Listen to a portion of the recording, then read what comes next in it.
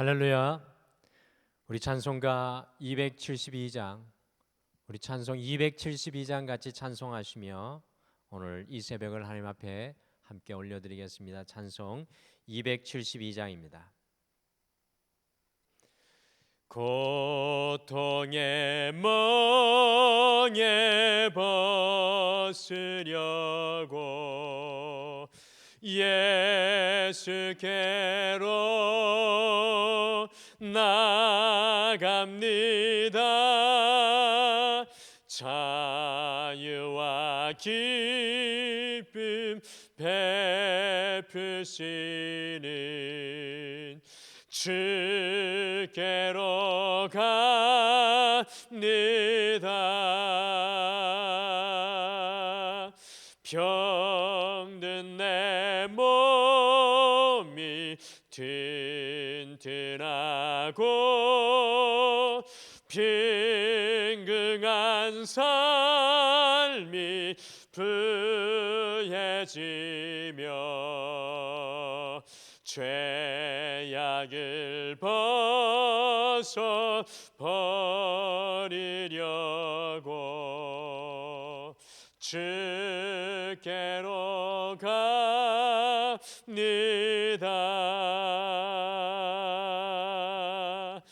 낭패와 실망 당한 뒤에 예수께로 나갑니다. 십자가 은혜 받으려고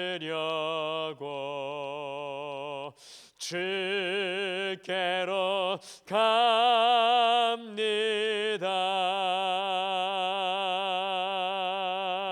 슬프던 마음 위로받고 인생의 풍파 잔잔하며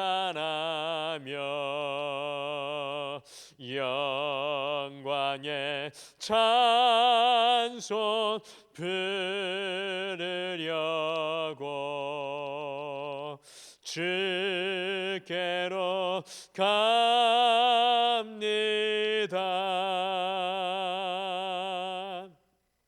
교만한 마음을 내버리고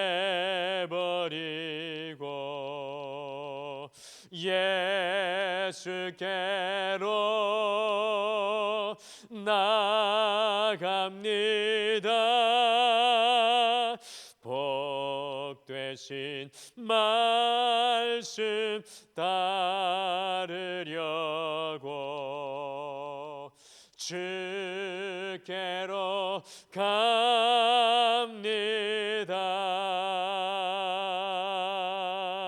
실망한 이 몸 힘을 얻고 예수의 크신 사랑받아 하늘의 기쁨 맛보려고 주께로 갑니다.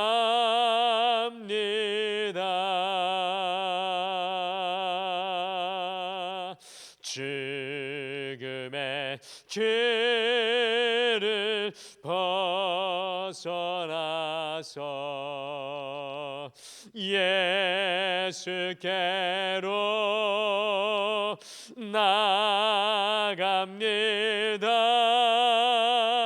영원한 짐을 바라보고 주께로 갑니다.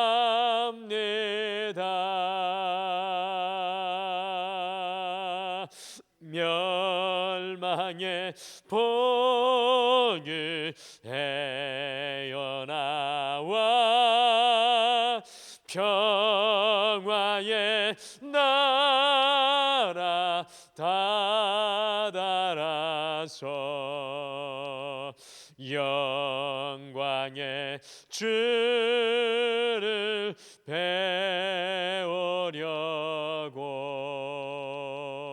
주께로 갑니다.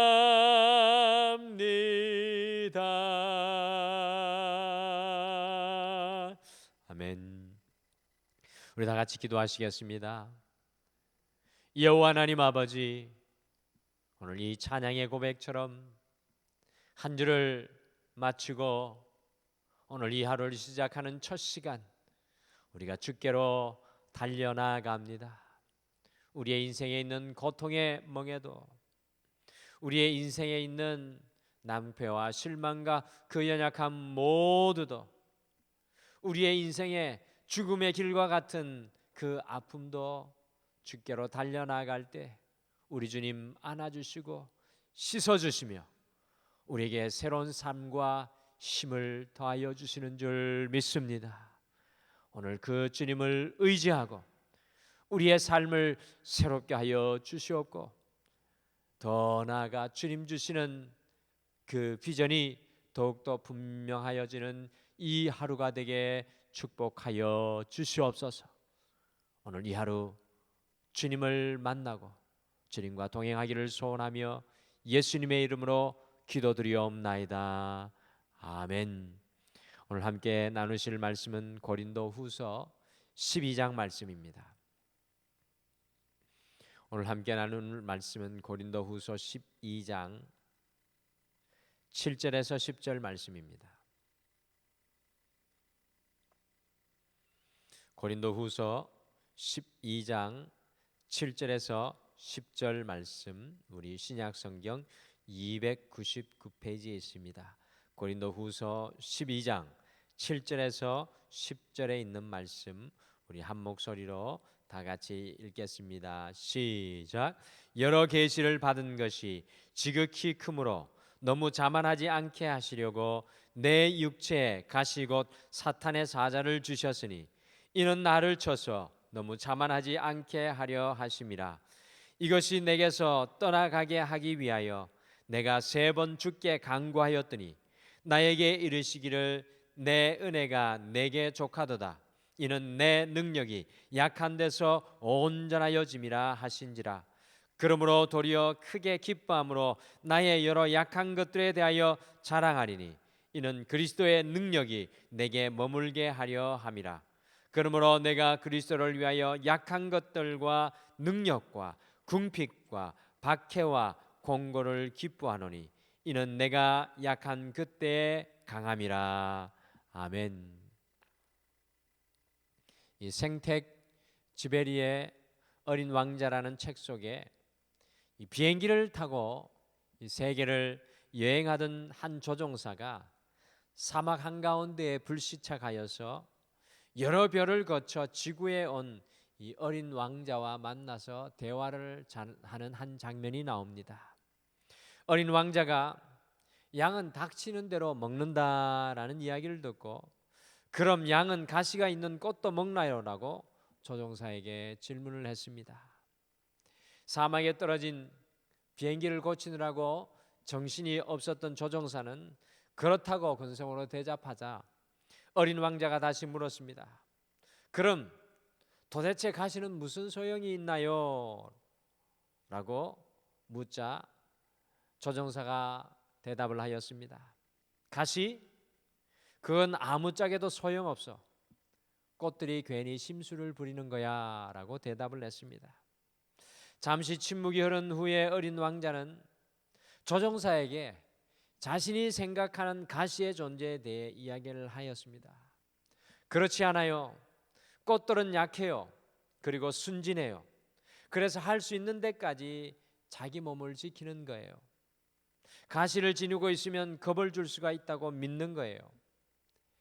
생텍 지베리는 어린 왕자를 통해서 이 조종사의 말과 같이 가시가 아무짝에도 소용없는 것이 아니라 가시가 오히려 보호이고 축복인 이 역설적인 진리를 어린 왕자의 입을 통해 전달하고 있습니다. 오늘 성경 말씀 속에 사도 바울도 성도에게 가시가 무엇인지 그의 입술로 고백하고 있습니다. 사실 날카로운 가시는 찌르고 아프게 하는 것이고요, 우리가 피 흘리게 하는 것입니다. 그런데 오늘 사도 바울은 자신의 육체의 가시가 오히려 자신에게 큰 축복이 되었다라고 고린도 교회 성도들에게 증거하고 있습니다. 오늘날을 살아가는 우리 모두는 가시의 아픔 속에서 살아가고 있습니다. 코로나라는 가시로, 이 경제적인 어려움이라는 가시로, 때로는 가정 속에서 사람과의 관계 속에서 이 관계의 문제로, 인생의 많은 가시들로 그것에 찔려서 아파하고 있는 우리의 모습입니다. 그러나 오늘 믿음의 사람 바울의 이 가시를 향한 고백은 성도인 우리가 가시를 완전히 새롭게 보게 하는 믿음의 사람의 고백입니다. 그래서 오늘은 가시의 축복이라는 제목으로 우리의 인생에 도달한 가시를 어떻게 믿음의 눈으로 볼 것인가를 말씀을 통해 함께 배우고, 많은 가시에 그리고 많은 아픔 속에 살아가고 있는 우리의 삶 속에도 바울의 믿음의 고백을 함께 적용하시겠습니다. 첫째, 가시는 우리를 겸손하게 하는 축복입니다. 성경학자들은 7절에 나오는 사도 바울의 가시가 무엇인지 오랜 동안 궁금해했습니다. 가장 많이 알려진 학자들의 생각은 이 바울의 고질병인 안질이 바울의 가시였다고 생각을 합니다. 그러나 사도 바울이 고린도 후서 12장에서 진정으로 우리에게 말하기를 원하는 것은 자신의 가시가 무엇이냐가 아니라 그가 그 가시가 자신에게 어떤 역할을 하고 있느냐를 이야기하기를 원합니다. 과연 사도 바울이 자신의 인생에서 만난 가시가 그의 삶 속에서 어떤 역할을 하고 있습니까? 같이 고린도후서 12장 7절 말씀 같이 읽겠습니다. 우리 7절 같이 읽겠습니다. 시작. 여러 계시를 받은 것이 지극히 크므로 너무 자만하지 않게 하시려고 내 육체의 가시 곧 사탄의 사자를 주셨으니 이는 나를 쳐서 너무 자만하지 않게 하려 하심이라. 아멘. 20세기의 최고의 기독교 신앙의 수호자인 C.S. 루이스가 이 옥스퍼드 대학 채플에서 강연을 하고 있을 때 한 학생이 질문을 하였습니다. 신이 존재하고 그가 선한 신이라면 왜 이 세상에는 이렇게도 설명할 수 없는 고통스러운 일들이 많은 것입니까? 그러자 그 질문에 루이스 교수가 다음과 같이 대답을 하였습니다. 그렇지 않아도 인간은 교만하기 짝이 없는데 고통마저 없다면 인간이 얼마나 더 교만하겠습니까? 사도 바울은 자신의 인생에 가시가 없었다면 교만할 수밖에 없었다고 고백하는 것입니다. 바울은 2000년 전에 이 엘리트 중에도 최고의 엘리트였고요, 이스라엘의 신앙의 선생이었으며 하늘나라의 삼천천까지 올라간 깊은 영적인 경험을 하였던 사람이었습니다. 이 사도 바울에게 인생의 가시가 없었다면, 그를 찌르는 인생의 가시가 없었다면 절대로 겸손할 수가 없었다는 것입니다. 하나님께서는 왜 사울이 골리앗이라는 가시를 만나게 하셨던 것입니까? 사울을 겸손하게 하시려고 하신 것입니다. 왕의 자리에서 하나님 없이 살아가려는 사울을 위해 골리앗을 보내주셨던 것입니다. 그런데 사울은 골리앗 앞에서, 그의 인생의 가시 앞에서 겸손하지 못하고 오히려 더욱 교만하였던 것을 바라보게 됩니다. 우리의 인생에서 만나는 그 가시는, 우리 앞에 때로는 찌르고 아프게 하는 그 가시는 우리가 믿음의 눈을 열고 보면 우리에게 또 다른 축복의 기회입니다. 왜 그렇습니까? 우리를 겸손하게 하여 하나님 없이 살아가려는 우리의 교만을 깨뜨리고 하나님 앞에 겸손으로 나아가게 하는 축복의 도구인 것입니다. 사랑하는 성도 여러분, 여러분과 저의 삶의 앞에 가시가 있습니까? 우리를 찌르게 하는, 아프게 하는 가시가 있습니까? 하나님 없는 교만의 자리에서 하나님 앞에로 나아가는 겸손의 자리로 내려가는 축복을 선택할 수 있는 우리 모두가 되시기를 간절히 소망합니다.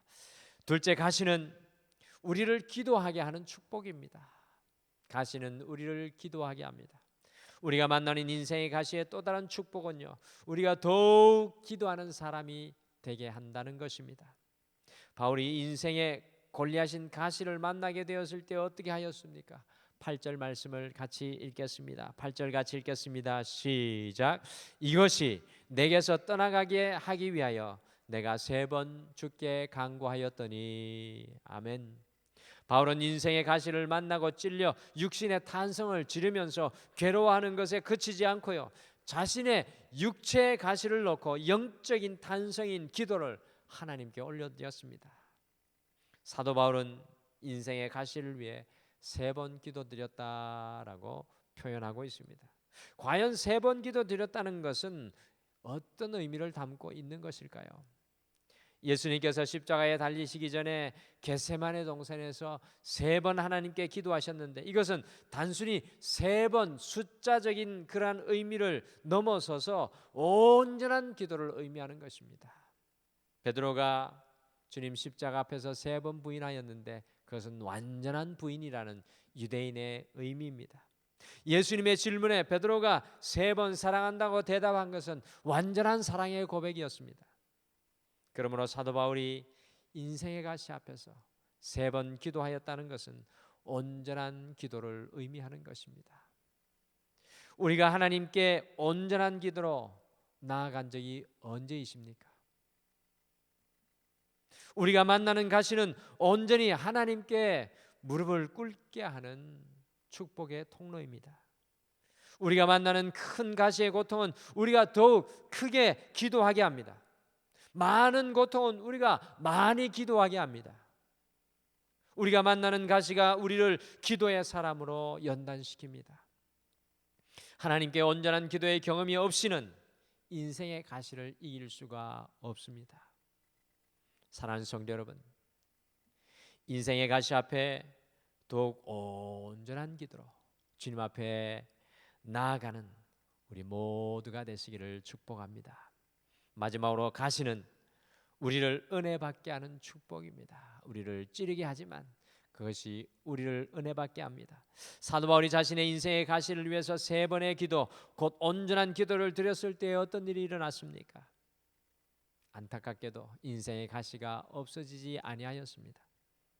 그렇다면 어떻게 사도 바울이 그 가시를 이기는 삶을 살았다고 할 수 있습니까?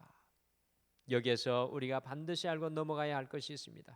우리가 우리의 삶의 가시를 위해 기도할 때 때로는 금방 그 가시가 사라질 때가 있습니다. 그러나 때로는 그 가시가 그대로 우리를 계속해서 찌르고 아프게 할 때가 있습니다. 이러한 때에 우리가 어떻게 그 가시를 극복한 것을 알 수 있습니까? 오늘 그것의 대답을 사도 바울이 9절에서 우리에게 말씀합니다. 우리 9절을 같이 함께 읽겠습니다. 시작. 나에게 이르시기를 내 은혜가 내게 족하도다. 이는 내 능력이 약한 데서 온전하여짐이라 하신지라. 그러므로 도리어 크게 기뻐함으로 나의 여러 약한 것들에 대하여 자랑하리니 이는 그리스도의 능력이 내게 머물게 하려 함이라. 아멘. 사도 바울이 고백합니다. 우리의 삶 속에서 만나는 가시가 없어지든 없어지지 않든 간에 우리가 가시를 이기게 하는 증거는 바로 그리스도의 능력이라는 것입니다. 사도 바울에게 임한 그리스도의 능력은 가시를 없애게 하는 능력이 아니라 그 가시를 그대로 두고서도 가시의 고통을 견디며 여전히 하나님으로부터 받은 소명을 수행하게 하는 그리스도의 능력이었습니다. 다시 말씀드리면 가시는 사도 바울을 여전히 찌르고 아프게 했지만 그 가시 때문에 바울이 하지 못할 일은 아무것도 없었다는 것입니다. 바울은 여전히 가시에 찔리는 몸이었음에도 불구하고 당시에 자신이 받았던 소명을 이루기 위해서 4차례 이상이나 무려 지중해를 14차례 이상이나 배로 여행하면서 이방인들에게 복음을 전하는 사명을 완수할 수가 있었습니다. 오히려 그 가시 때문에 자신의 능력이 아니라 주님의 그 능력을 의지하면서 그가 마땅히 해야 할 일을 할 수 있었습니다. 세상 사람들은 자신들의 강함을 자랑하지만 반대로 그리스도인들은 자신의 약함을 자랑하는 사람들입니다. 왜냐하면 그 약함 속에 그리스도의 능력을 경험하는 사람들이 우리 그리스도인들이기 때문입니다. 사도 바울의 고백이 더욱더 깊어집니다. 마지막으로 10절 말씀을 함께 읽으시겠습니다. 10절을 같이 읽겠습니다. 시작. 그러므로 내가 그리스도를 위하여 약한 것들과 능력과 궁핍과 박해와 공고를 기뻐하노니 이는 내가 약한 것때에 강함이라. 아멘. 사도 바울은 자신이 만나는 인생의 가시를 기뻐한다고 합니다. 왜 그렇습니까? 그리스도의 능력으로 말미암아 자신의 약함 속에 그리스도의 강함이 나타나기 때문입니다. 이것이 그리스도인의 신앙의 비밀입니다. 우리의 인생의 가시는 그리스도의 능력으로 말미암아 하나님의 은혜, 하나님을 강함을 경험하게 하는 축복입니다. 사랑하는 성도 여러분, 우리 앞에 우리를 아프게 하고 찌르게 하는 인생의 가시의 축복은 겸손과 온전한 기도와 하나님의 강함, 하나님의 은혜입니다. 비록 우리의 인생의 앞에 가시가 있을지라도 겸손하게 끊임없이 하나님의 은혜의 샘물로 기도로 달려가신다면 날마다 우리의 약한 중에서도 하나님의 놀라운 능력을 우리 모두가 경험하고 살아가게 될 줄 믿습니다. 우리 다 같이 기도하시겠습니다. 여호와 하나님 아버지, 지난 한 주 살아오면서 우리의 삶의 자리에 우리를 찌르게 하고 아프게 하는 많은 가시들이 있었습니다. 너무나 오랜 동안 찔리고 아파서 그 가시에 지쳐있는 사랑하는 주의 종들이 있습니다. 그러나 오늘 사도 바울의 가시의 축복의 말씀을 우리가 기억하게 하여 주셔서 그 가시 앞에 겸손이 아니라 교만이 아니라 겸손으로 날마다 주님 앞에 온전한 기도의 무릎을 꿇을 수 있는 우리가 되게 하여 주시고 가시 앞에 우리의 연약함 앞에 그리스도의 능력을 바라보며 하나님의 강함을 소망하는 우리 사랑하는 모든 성도님들에게 축복하여 주시옵소서. 우리도 언젠가는 인생의 가시 앞에서도 주님, 나의 약함이 그리스도의 강함입니다 라고 고백할 수 있는 믿음을 저희들에게 충만케 하여 주시옵소서. 감사드리며 예수님의 이름으로 기도드리옵나이다. 아멘. 하늘에 계신 우리 아버지여, 이름이 거룩히 여김을 받으시오며 나라가 임하옵시오며 뜻이 하늘에서 이루어진 것 같이 땅에서도 이루어지이다. 오늘 우리에게 일용할 양식을 주시옵고 우리가 우리에게 죄 지은 자를 사하여 준 것 같이 우리 죄를 사하여 주시옵고 우리를 시험에 들게 하지 마시옵고 다만 악에서 구하시옵소서. 나라와 권세와 영광이 아버지께 영원히 있사옵나이다. 아멘. 오늘 이 아침에 한 주를 마감하며 함께 말씀을 생각하며 기도하실 때 첫째, 우리가 만나는 인생의 가시 앞에서 우리가 주인된 교만한 인생이 아니라 겸손하여 날마다 기도의 자리로 달려나가 주님을 바라보게 하옵소서. 함께 기도하겠습니다. 두 번째, 우리의 인생의 약함과 아픔과 고난과 가시가 우리의 약함이 아니라 그리스도의 능력과 강함을 드러내는 축복의 도구가 되게 하여 주시옵소서. 마지막으로 등마루의 모든 성도님들을 인생의 가시 속에서 지켜주시고 그 가시 속에서 더욱 주님을 붙들게 하옵소서. 함께 중보기도 하겠습니다. 이와 같은 기도의 제목으로 여러분의 기도 제목 또한 간절히 기도하시고 주님 앞에 나가시기를 바랍니다. 우리 다 같이 기도하시겠습니다.